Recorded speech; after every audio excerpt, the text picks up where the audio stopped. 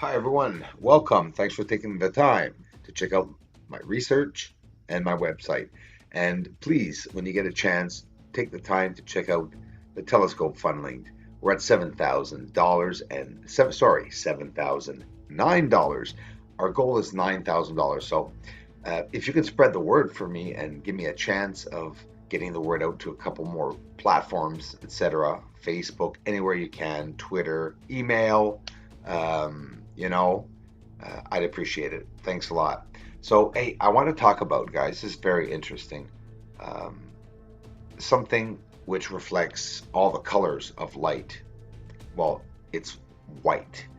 The function, because there's no hue in white, the function of a mirror is the same. It also reflects all light, okay? But what's the difference with a mirror and white light? The reflectiveness, if you want. Well, the difference is the direction of the light is emitted in. That's the difference. Mirrors bounce light in a predictable direction. White objects scatter the light.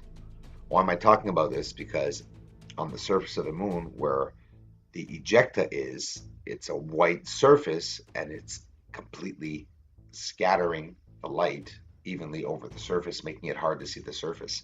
This is why the ejecta is not impossible to clarify, but it is very hard to see in a photo. It will definitely not appear, most definitely not appear in a photo unless you edit it or somehow filter it, of course.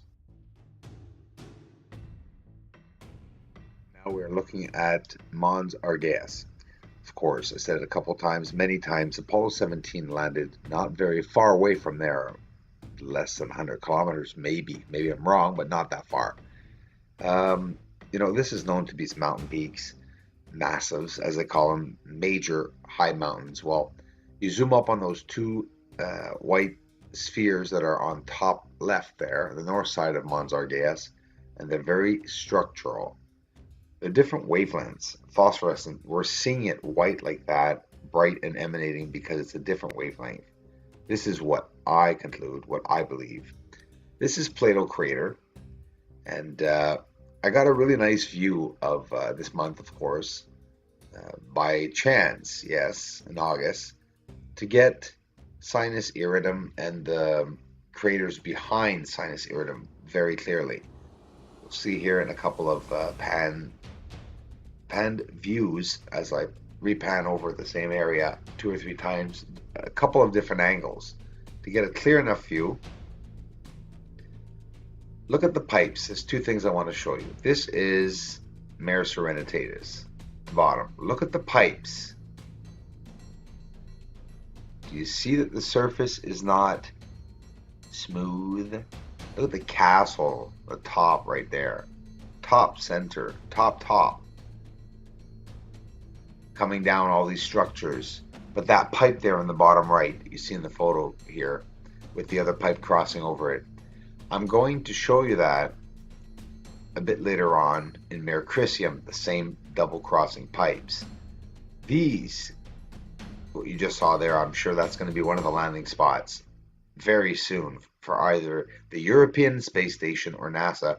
I'm hoping to land near Plato Crater so that we can see, of course, some of the surface of in and around Plato Crater. I'm very curious of the greenery that's down there on the surface, and it just amazes me to see all the levels down there. And that blue, what is that blue? I really am curious to the blue. I'm going to show you a nice drop at the end of Sinus Iridum, guys, in a couple of moments. It won't be long. You will see a beautiful oh, here we go. Look here again, Mare Serenitatis. Look at the pipes. What looks like pipes or tunnels or a connection. It's just an odd way of ejecta having formed over itself like that, crossing over itself. Can ejecta do that? I don't know. They also look like elevated. I mean, we're seeing it there. I'm not making these things up. I'm expressing what I'm seeing in the photo, and I clearly see them elevated. In these blue areas, I do see blue, not everywhere on the top of the mare here. The camera's giving it to us, but look at the levels. See it? Look at the bottom of Mare Serenatatis, the apple bite, the point there, the white point. Do you see how it looks like almost like a river line there? I'm just telling this to you so that you can see where I'm talking about. This, look at all the levels under sinus iridum. This is one of the only pans I've seen. Now look here quickly. In Mare Crisium, the two white spots on the bottom, look at the bottom one on the right. Look at all the trail. You have to rewind it and pause it. Look at it leaving straight symmetrical path. Looks like a landing strip. There's the pipe. Top left of Mare Crisium, which is on the right side of the screen here, that big dark area, that big birthmark. Look at the pipe crossing each other again, but this one's going in the ground. You can see it very clearly to the left of the white object in Mare Crisium. Look at it, guys. Pause it. I can see it. Okay? It's going in the ground. I'm not making it up. I can see it. It's because, well, of course, it's hard to adjust your eyes, you're going to say. You have to realize that the ejecta, we're not looking at everything going from left to right. Things are going up and down diagonally, 95 degrees, 45 degrees. We have to notice that. And once you look a bit closer, get a magnifying glass, guys. You're going to love it. Get a cheap magnifying glass for $5 of plastic, or invest in a $20 one. And I swear, spot my videos, pause it, and look at the structures. You will be amazed. We just saw Mare fecunditatis. So we're panning towards the west side. This is Aristarchus crater. Yep, it's with the light taken down. So what you're seeing there, it looks like a worm with a head.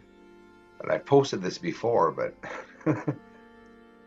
I didn't mention it was Aristarchus crater. Not to stump you, I didn't know myself. I had edited a photo, and I was wondering where I had taken this, and I did it without realizing it again yesterday, and it was Aristarchus crater because I edited it the same way. Look at the beautiful colors on the surface around Aristarchus crater. And of course, yes, I've turned it around, the view. This is not the angle that I filmed it at. It's usually the complete other way around. And we can see the trails leaving it, the trail leaving it. But the surface is ever so colorful, and that green, purple, and yellow, of course, that we're seeing on the surface. And it's inside of these areas that you find the domes, lots of spherical objects. This is Kepler beside Copernicus. They all follow all these supposed craters. Look at the trails that go from light to light to light to light. See how I'm trying to focus always on the levels, meaning the levels of the surface. I like seeing different levels. It helps show us paths, and like from far out the gray, I mean, it's hard to see anything at all, you know. The generous website donors you just saw are the people that gave to the telescope campaign that I will have up in the description of this video. I'll have that link up for you. Music artist Kevin MacLeod. Go to incompetech.com to see his entire collection. Thanks a lot, Kevin. So here's the thing, everyone. I'm buying a 14-inch telescope, and I'm going to post everything that I catch in space, on the moon, for you all free on this website, bruceseesall.com, and, of course, slow playing on YouTube.